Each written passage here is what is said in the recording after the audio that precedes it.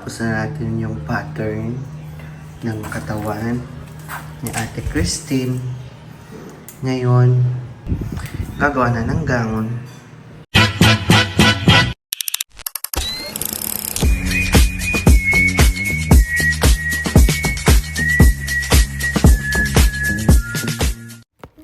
Sa bawat tahi, may kasamang dasal. Sa bawat detalye, may kwento ng puso at pangarap. Ito ang 2-in-1 Filipiniana gown na tinahi ko para kay Ate Christine.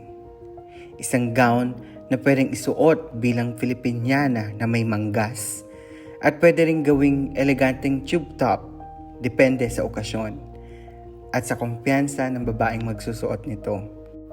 Isusuot niya ang gown na ito sa isang kasal na kanyang dadaluhan. Rush ang paggawa pero hindi minadali ang pagmamahal at dedikasyon sa bawat tahi.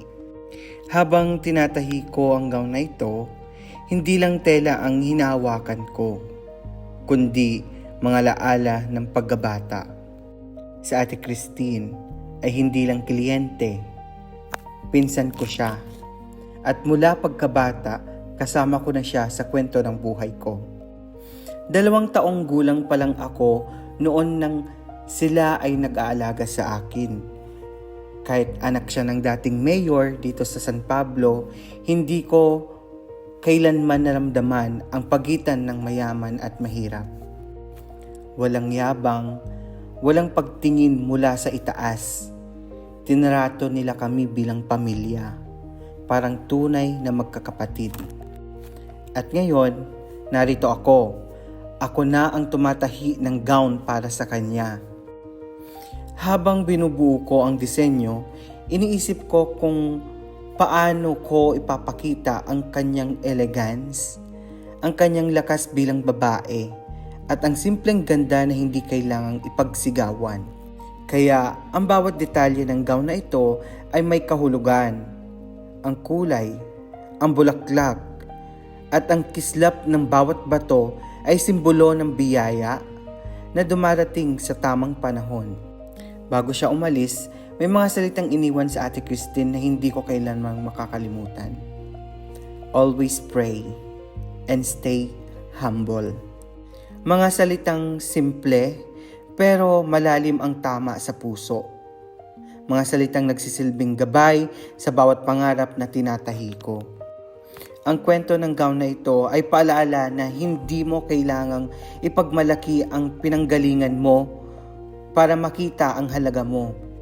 Dahil ang tunay na yaman ay hindi nasusukat sa posisyon o pera, kundi sa kung paano ka makitungo sa kapwa.